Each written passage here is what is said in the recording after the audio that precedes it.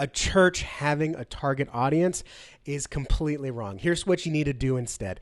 When you choose a target audience, essentially what you're saying is, these are the people that I want to go after. These are the people that I think I can serve best.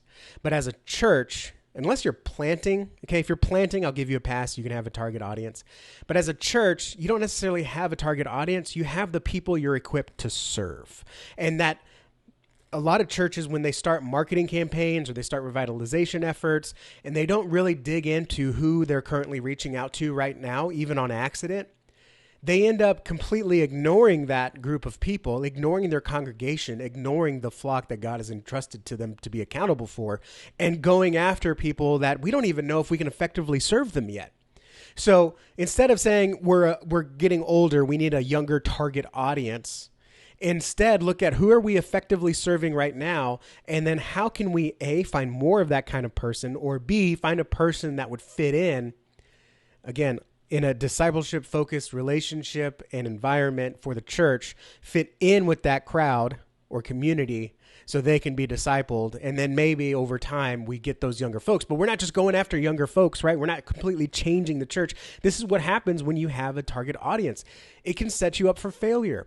And so if you're doing church marketing, if you're trying to raise awareness of your church, trying to get young people excited, but you ain't got no young people and you don't know what's going to get them excited, and they come in and they realize that you're serving a completely different demographic, that's not wrong.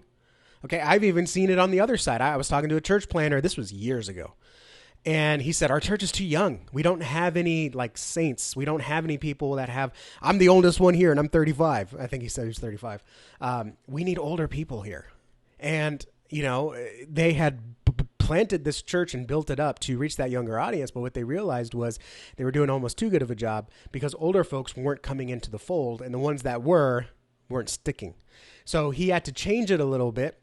And we consulted with, or I consulted with them and said, okay, well, what kind of older person would want to come in a mentorship position? And he realized, while the young demographic the young target audience he planted to reach wasn't necessarily translating to the older. So he was looking for lost young souls, but also they were going to look for older, already Christian, disciple-making souls to bring in and come alongside those youngsters. And so having a target audience can set you up for failure if you don't properly recognize who you're equipped to serve. Because here's the deal. Every church is uniquely equipped to uniquely reach a unique group of people. If this was not the case, we would not be planting new churches, and every city would only have one church. And instead of working for a church and bouncing from church to church, you would just go to the same church. Everyone would come along the same church. But we plant new churches. We have separate churches because everyone is uniquely equipped to uniquely reach a unique group of people. And so step one, let's stop talking about the problem. Let's get to the solution here. Step one, you really have to sit down and look at who are we effectively serving now. All right. You could also say effectively reaching, but if you're effectively reaching someone, you probably won't be talking to me. So step number one is, who are we effectively serving now? You have unique gifts, all right? The way you preach, the way you sing, the building you're in, the class leaders you have, the environment that you create, which is very important. It speaks and it resonates and it is acceptable or even welcoming to a certain type of person, all right?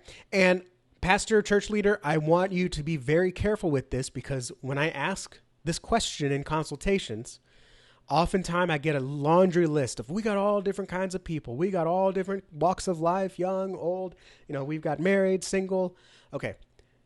The world has taught us really well how to look at differences and easily spot them.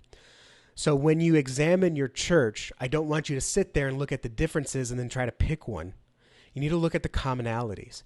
You may have many families and many single people, but maybe the commonality is family is important to them. All right. The single person wants to start a family, maybe comes from a good family. All right. You may have a bunch of different graphics, blue collar, white collar, but what's common about them? It might be the biblical preaching that you have, the no nonsense presentation of the gospel. All right. Don't focus on the differences. You'll get confused. And that's where other consultants will pounce and just say, oh yeah, you should take this one because that's the largest demographic in your city. Okay. If you're called to reach that demographic, great. But if not, I think a more effective solution from what we've seen is to evaluate the commonality of your congregation, to find that common core, and then you can go out and find more people like that. Okay. This even works. Side note, this isn't in my notes. This even works for older congregations. I've consulted with several. Some of them, they realize, you know what? We just need to be a place where we can continue to disciple the saints, the older folks, and teach them how to pass down their faith through their family so they can become disciple makers in their family. I've consulted with others that said, we're an older congregation, but we want young blood. Pastor wants, to bring new people. He needs to revitalize our church, and I get that. And instead of, again, looking at the differences, look at the commonalities. Okay, why is this such an older generational church? Well, what they had found out, just in the hour talking with on the call, what he had found out was that this was a place where people could have like real honest friendships, because this was coming out of the pandemic. People were still kind of scared to be around each other, but this congregation was not scared to be around each other. And I said, okay, perfect. So I said, what kind of young person would not be scared to come out of their shell, so to speak, and be around other people? And then what kind of person would want to be in an older, more wise, more seasoned group of people? And what they realized was they were just going after youngsters to go after youngsters. But what they really wanted to do was go after the spiritually open, quote unquote, seekers. I know not a lot of pastors like that word, but the people that are seeking something, that are hungry and want to learn from someone that's older than them. Those people are out there, and they brought they brought, from the looks of it, they brought the median age down significantly. When I check in on that church, I like to check in on churches every once in a while. If you're on my radar, you know this. So look at your church, find the people that are the same, and look, overlap will happen. Okay. One of our consultants he used to say, if you shoot for the bullseye, you're gonna miss, but you're gonna hit the board somewhere. You're gonna get other targets, so to speak, even though you're aiming for a specific one.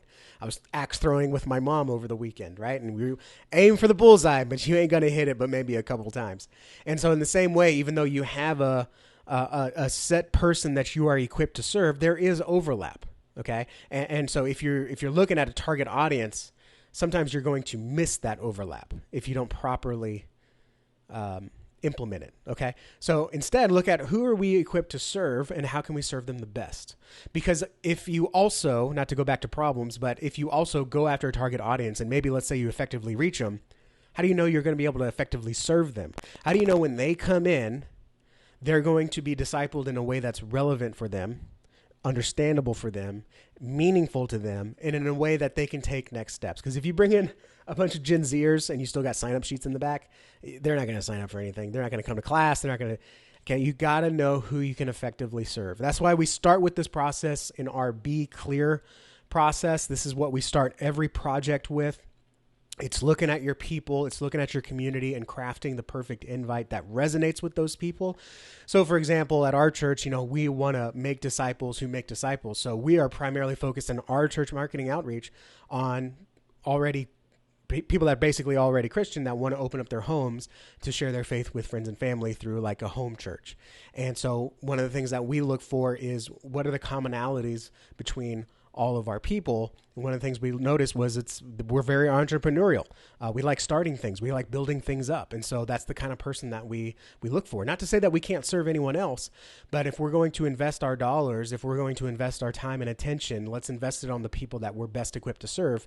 And by the way, as a result, we start home groups, these people start home groups, and then they invite their friends and family. So it trickles out from there. All that to say, let me summarize it this way. When you stop chasing a target audience and actually look at who you are equipped to serve, you'll resonate with more people. And I know that's I'm teaching something that marketers don't like to teach, okay? Because target audience might work for a business. I don't think it works as well for a church. So when you stop chasing a target audience and instead look at the people you're equipped to serve, first of all, you may get fewer guests, but you'll get more long-term guests because they'll be coming into a church that that can serve them, and they know that they can be served. They know they'll fit in because you have the right invite. You crafted the right message that gets their attention and brings them in versus just saying whatever they want to hear to try to get them in. You're going to have a very high churn rate or bounce rate. So if you really want to grow your church, if you want to bring new guests to church, Look at who you're equipped to serve, not a target audience.